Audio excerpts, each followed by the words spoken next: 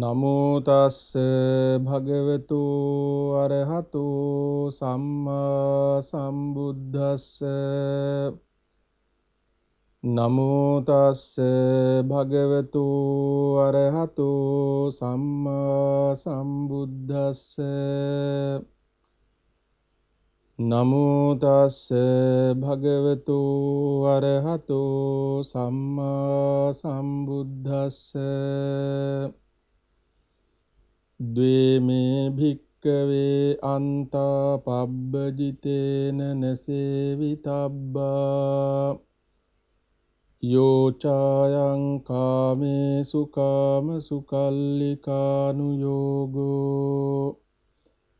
Hino gammo potujjaniko anariyo anatta sanghito. Yo chayang attakila yogo. Dukkho anariyo anatta sanghito. Etete bhikkave ubhovante anupagamma. Majjima patipada tathagatena abhisambuddha.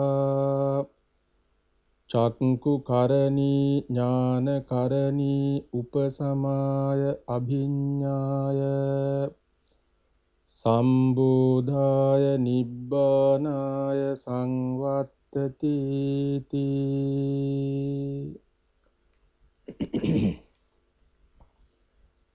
Dear devotees and friends, the topic of this Dhamma sermon is the Dhammacakkappavattana Sutta. It is mentioned in the Dhamma book known as Satya Sangyukta. Before explaining the content of this Dhamma discourse, it is necessary to give a brief explanation of how the sutta came about. As Buddhists, we all know about the life of the Buddha.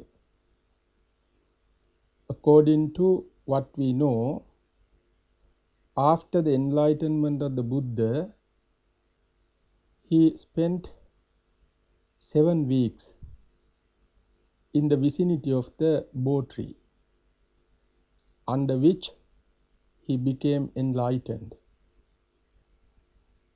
At the end of the 7 weeks,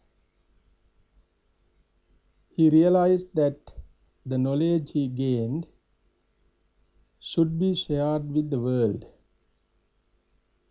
so that people would be benefited by hearing and practicing it.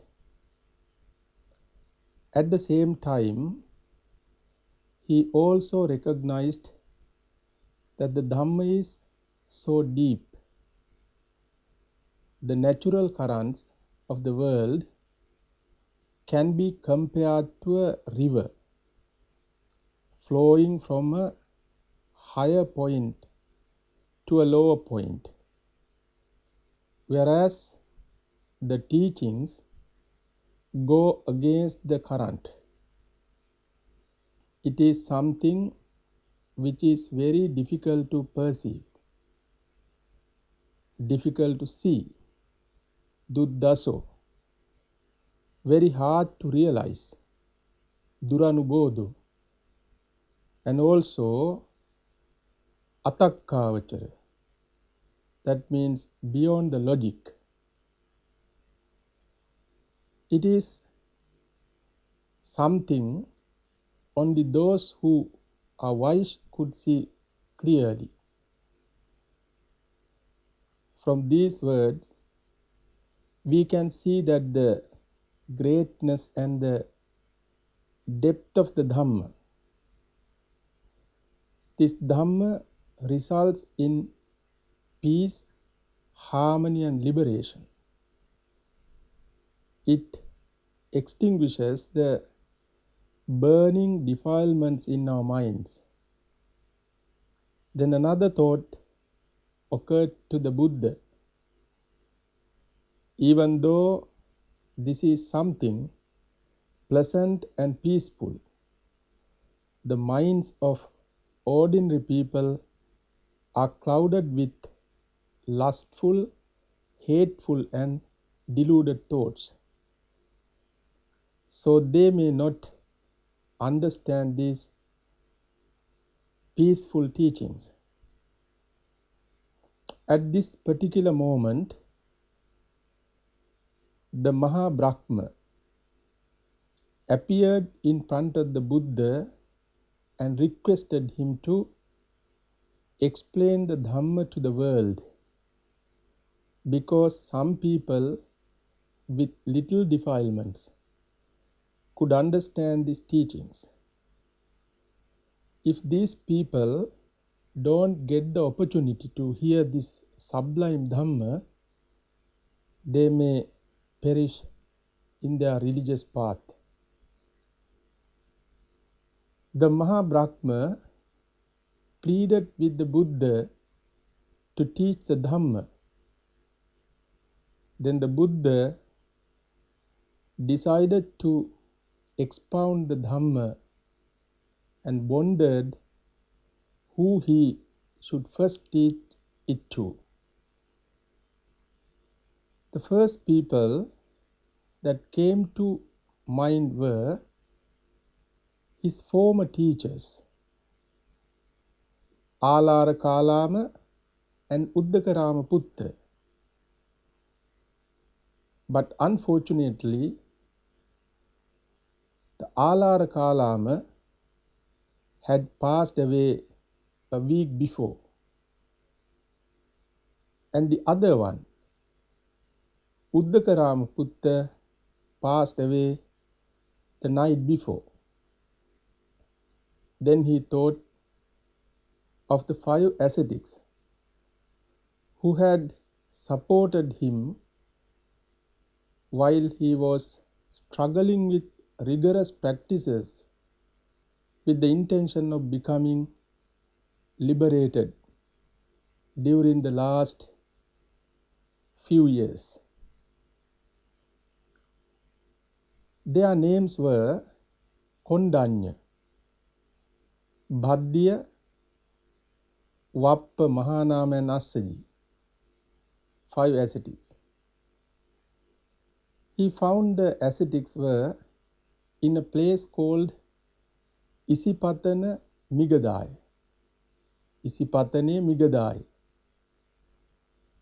which was far away. These 5 ascetics were still struggling with their methods. So the Buddha thought he should go and teach them the right path. On the way, he came across another ascetic named Upaka and expressed to him he was a fully enlightened one. There was no teacher for him, and he had become Buddha by himself. The Buddha then mentioned that he was going to turn the wheel of the Dhamma, Dhammacakkappavattana, and proceeded to the place where the 5 ascetics were staying.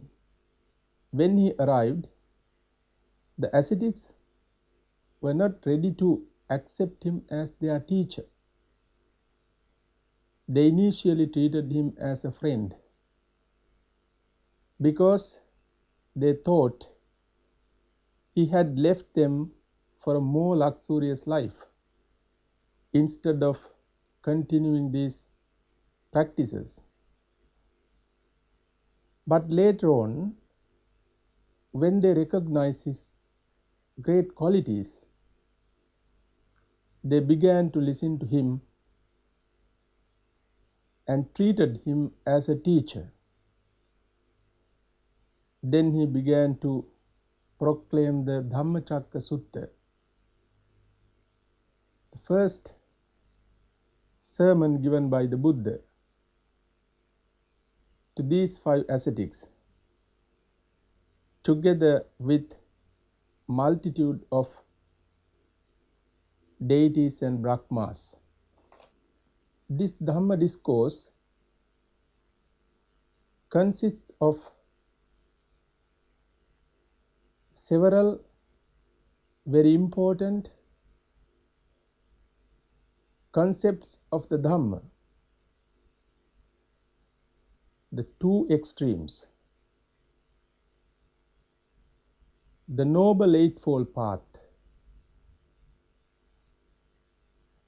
and the Four Noble Truths, 12 factors and threefold methods of Four Noble Truths. This is the gist of this Dhamma discourse. Then the Buddha began to expound this Dhamma in this way. As I mentioned at the beginning of this talk, in the Buddha's words, Dveme bhikkave pabbajitena nasevitabba yochayang kamesu kama sukallikanu yogo hino gammo potujjaniko, and so on and so forth. There are two extremes that should not be followed by those who have left home in search of liberation. What are those two extremes? The first one is indulgence in sensual pleasures, which is hino, that means very low. Gammo, cause, or potujjaniko, that means the way followed by ordinary people. Anaryo, it's not noble. Anatta sanghito, it is not profitable at all for oneself and others. If one indulge in sensual pleasures, is not appreciated by the Buddha at all. One who wants to be liberated cannot gain liberation by leading a sensual and luxurious life. So it is essential to control one's senses instead of indulging in sense objects. Sila is the initial stage on the path of purification, which means one must live a moral life. For example, before becoming the Buddha, Prince Siddhartha had extremely luxurious life, but he couldn't find true happiness by being so. That is why the Buddha, the Bodhisattva, left his kingdom, wealth and relatives. The other extreme is to live a life of self-mortification, dukkho. It is full of pain. Anaryo, not worthy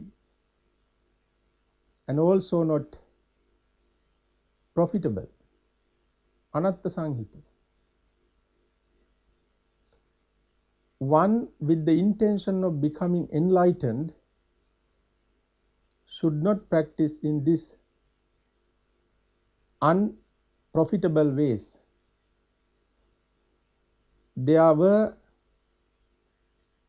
variety of such practices in India at that time. When you go to India, even today you can see some such practices.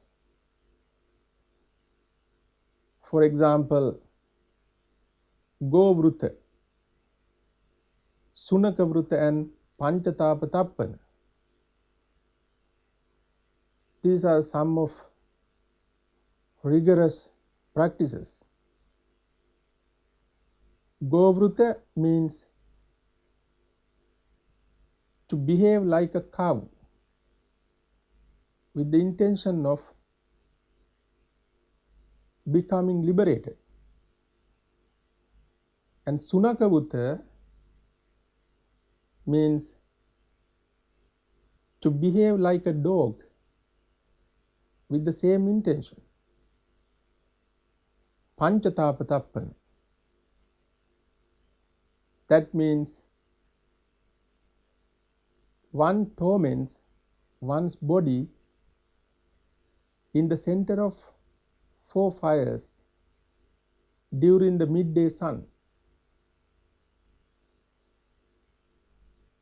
These and other practices were used in attempts to become enlightened. The ascetic Siddhartha also underwent some of these practices during his struggle for the Buddhahood, enlightenment. Indulgence in sensual pleasures involves one's mind in attachment. In other words, this enhances lobha, which is greed.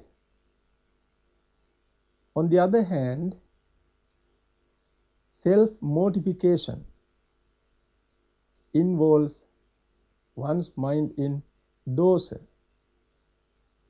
which is hate or hatred. These two mental states do not lead to peace, calm, tranquility, and complete realization of the reality. That is why the Buddha advised those 5 ascetics not to follow these extremes. Then the Buddha mentions the way that one should follow in order to gain liberation. What is that proper method?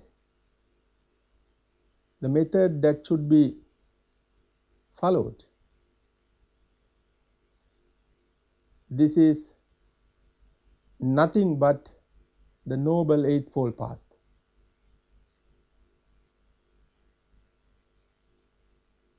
Chakku Karani, the Noble Eightfold Path, gives vision. Jnana Karani, it gives knowledge. Upasamaya,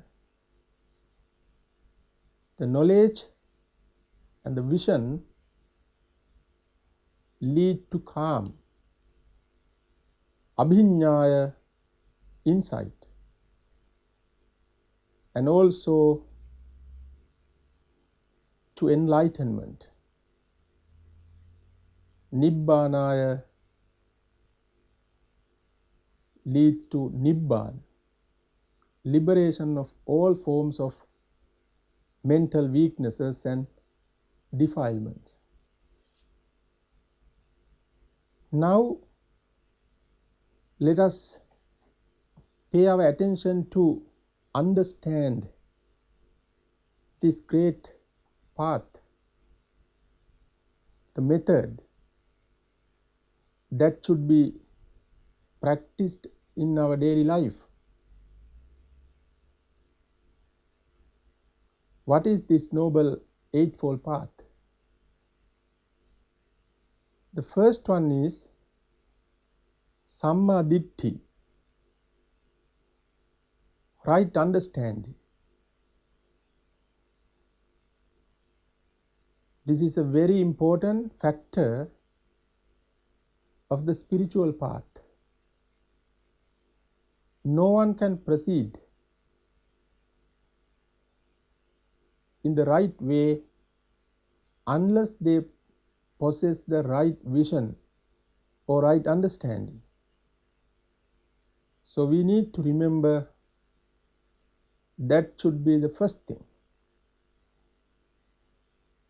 If you don't have clear vision, right understanding, so you can't go ahead. You can't proceed in the spiritual path.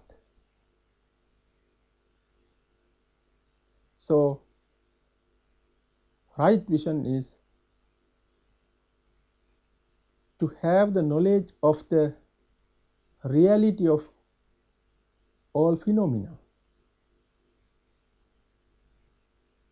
That is the ever-changing nature. Nothing is permanent. Everything is always changing. We can't see this nature because our mind is deluded and polluted. So if you think in a peaceful place with mindfulness, then you can see this nature properly. The unsatisfactory nature and the unsubstantial nature of all phenomena.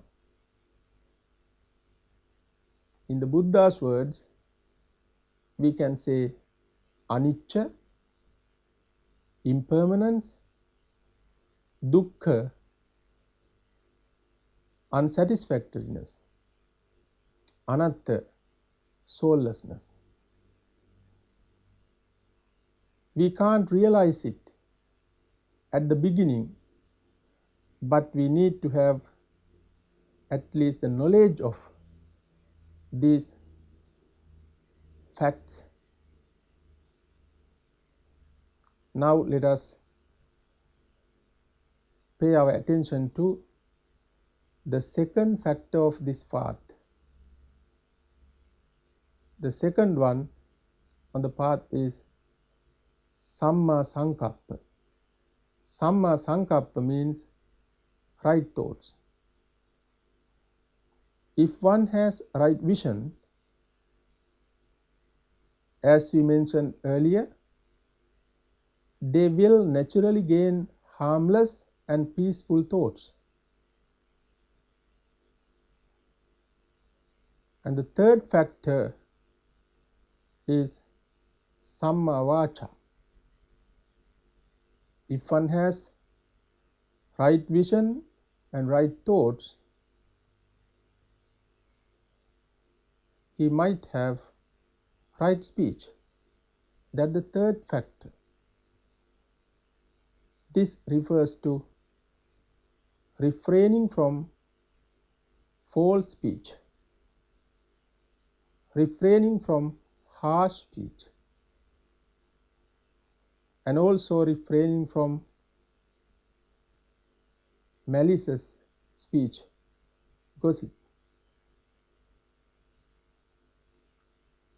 And the fourth factor of the Noble Eightfold Path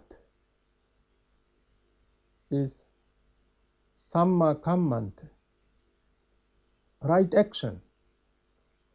This means refraining from destroying life for one's satisfaction, and also refraining from taking what is not given to you, and also abstaining from unethical sexual dealings. Samadhi, right livelihood. This means that one should not have an occupation which is immoral, such as selling lethal weapons and human slaves. The sixth factor is Samma Vayama, right effort. Put forth effort in overcoming improper thoughts, that means unwholesome thoughts, which have arisen. To prevent the arising of evil thoughts which have not yet arisen, to put forth effort to develop wholesome thoughts that have not yet arisen, and also maintain and develop the wholesome thoughts that have already arisen in your mind.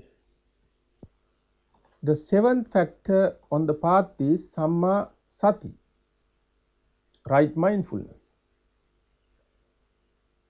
This relates to mindfulness of body, mindfulness of feelings, mindfulness of mind itself, and mindfulness of objects of minds, Dhamma. This is clearly explained in the Satipatthana Sutta. That is the discourse of the establishment of mindfulness. The final factor is Samma Samadhi, right concentration. This means the establishment of four mental absorptions known as Dheyanas. This is the path the Buddha explained. He went alone because this path gives vision, knowledge, leads to calm, insight,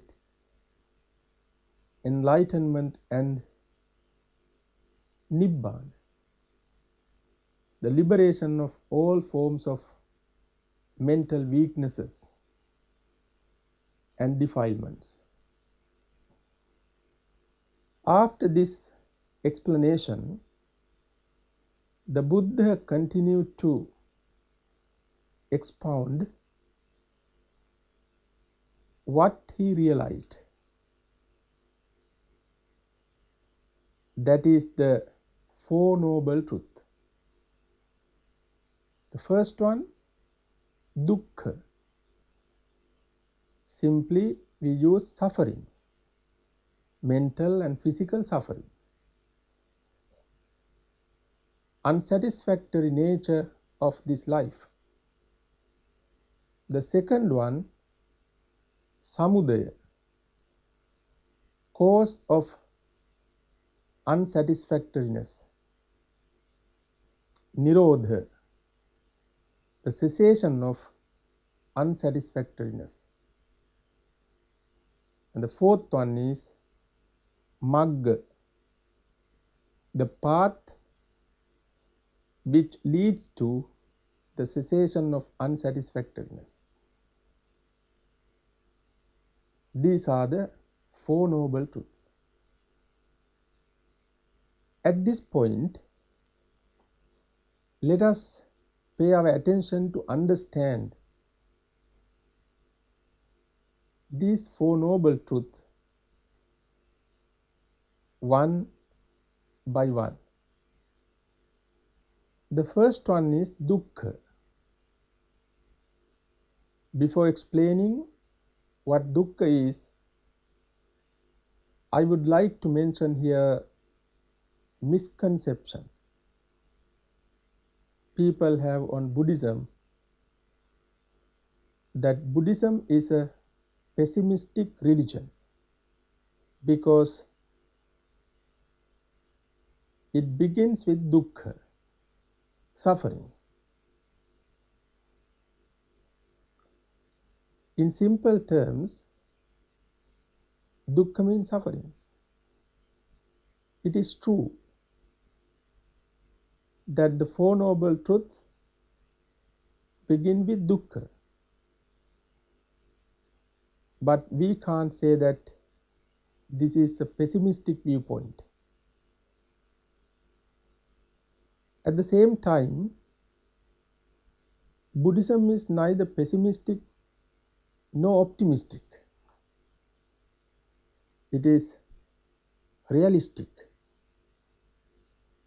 because it speaks of the reality of this world, because it reveals so-called I and the world around. Also, the Buddhism looks at the things objectively, not subjectively. Then let us see the meaning of dukkha. According to the teachings,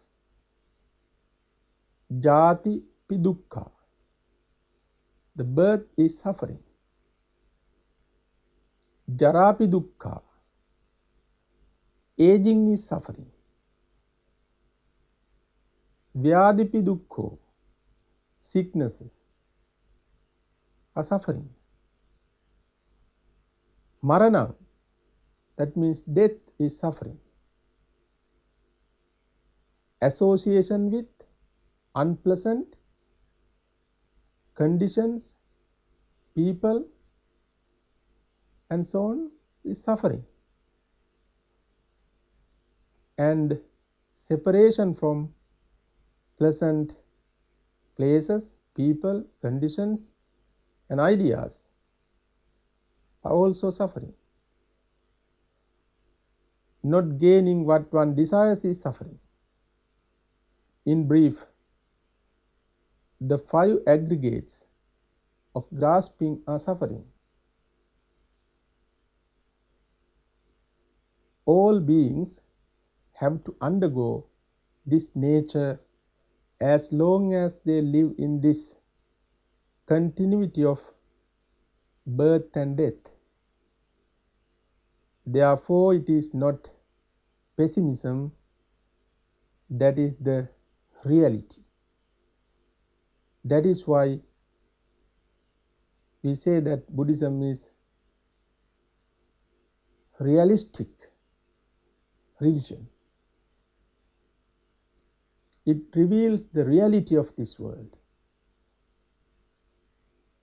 So the Buddha explains in that way what is the suffering. Now in this Dhammacakka Sutta, the Buddha explains the second noble truth, which is samudaya, the cause of suffering, the cause of unsatisfactory nature. This is nothing but craving, which contains greed. It is always searching for fresh and delight. This leads to rebirth. This craving is classified into three groups. The first one is Kama Tanha, craving for sensual pleasures.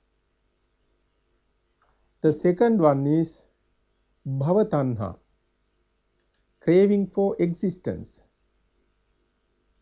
The third one is Vibhava Tanha, craving for non-existence, that is self-annihilation.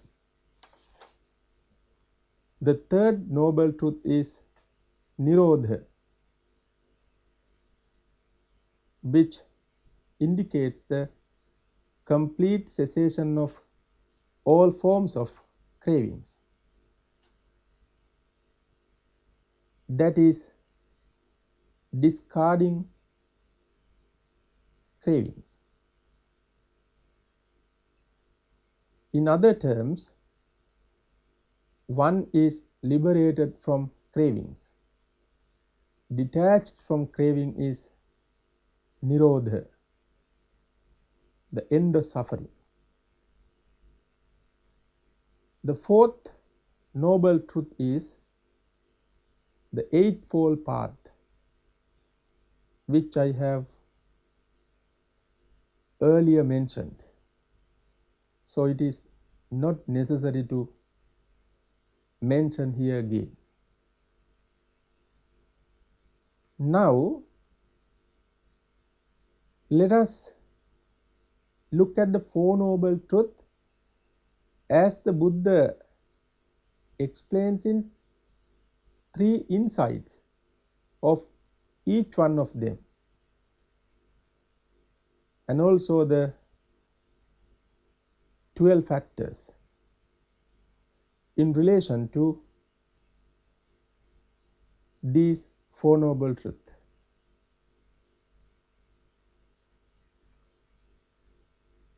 In relation to the first Noble Truth, the three insights are: first one, Dukkham, Arya Satcham. That means the Buddha says he has the knowledge of dukkha. That is called Satcha Jnana, the knowledge of dukkha. As I mentioned earlier, just old age, sickness, death and so on are the dukkha. He had that knowledge. The second one is, the second insight of the first noble truth is Krutya Jnana. Idam dukkham pariññaya. This nature or unsatisfactoriness of existence should be understood. This is the nature, first insight. The second insight, this should be understood. And the third one of the first satya is pariññātam. That means Kruta Jnana. This nature, the suffering of existence, has been realized by me. So now we know that the Buddha has these three insights in relation to first noble truth.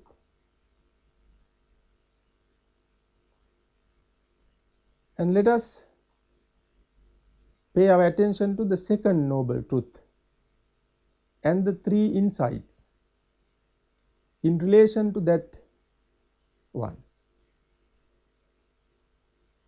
Dukkha Samudaya, the origin of dukkha. In relation to that one, the Buddha says Satcha Jnana, knowledge of cause of dukkha, sufferings, that is craving. So knowing of this fact is called Satcha Jnana, one of the insights. And the second factor is Krutya, that means this craving should be eradicated.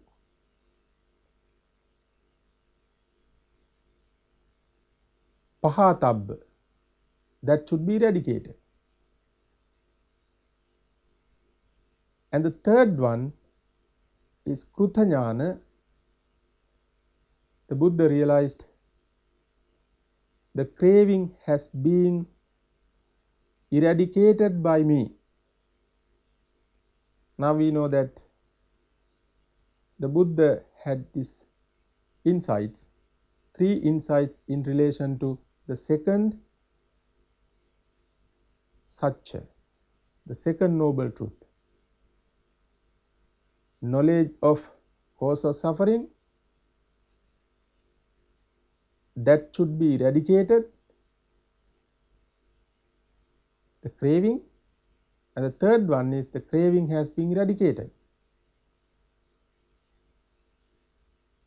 With regard to the third noble truth,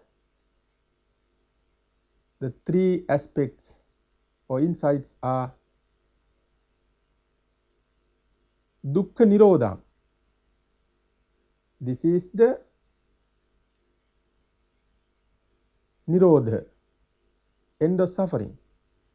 That means understanding of freedom from craving, which is Nibbana. And again the Buddha says Krutya Jnana. This is the freedom of suffering, Nibbana. This Nibbana or the liberation should be realized. That is the second factor. And again the Buddha says this Nibbana, liberation of suffering, has been realized. That the third insight of third noble truth.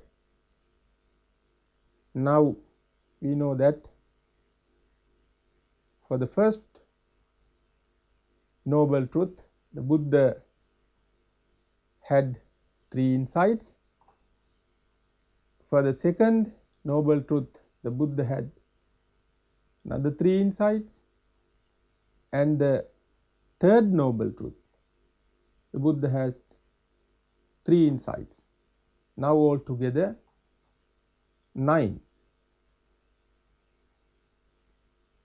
Let us look at the 3 insights in relation to the fourth noble truth, Dukkha Nirodha Gamini. That means the knowledge of the path. This is the noble eightfold path. Buddha had that knowledge. And then Bhavitabba, that knowledge is not enough. This path should be practiced. That is the second one. And the third jnana insight is this path has been practiced. So now we know that 12 factors. These 12 factors are called Dwadasam. 3 insights of each noble truth is called Tiparivattam. These are the threefold factors of each one of the noble truth, which the Buddha proclaimed to have seen. Before he saw this, He said he did not claim to be fully enlightened among living beings in this universe. Furthermore, at the end of this Dhamma sermon, the Buddha expressed that a vision of insight arose in him thus: unshakable is the deliverance of my heart. This is the final birth. Now there is no rebirth for me. The five ascetics were delighted and rejoiced by hearing this Dhamma discourse. The ascetic Kondanya, with the realization that whatever has the nature of arising has the nature of ceasing, attained the first sainthood, which is known as Sotapanna.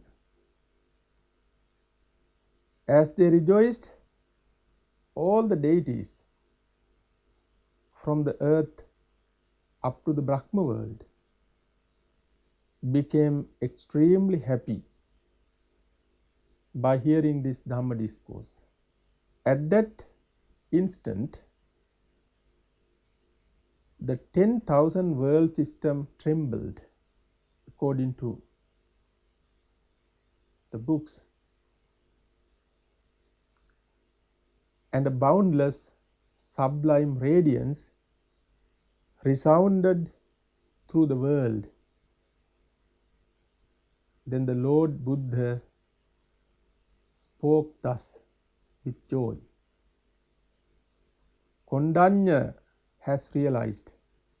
You know that the first one of the group of 5 monks, ascetics, Kondanya has realized. Again the Buddha says Kondanya has realized. So Kondanya received the name Anya Kondanya, which means Kondanya has realized the Four Noble Truth. So that's the end of the sutta. All the ascetics and the deities and Brahmas who got together to listen to the Dhamma discourse were extremely happy of listening to the Dhamma.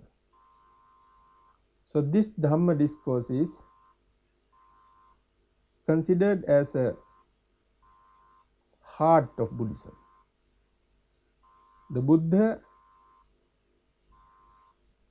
taught what he realized for 45 years based on these Four Noble Truths.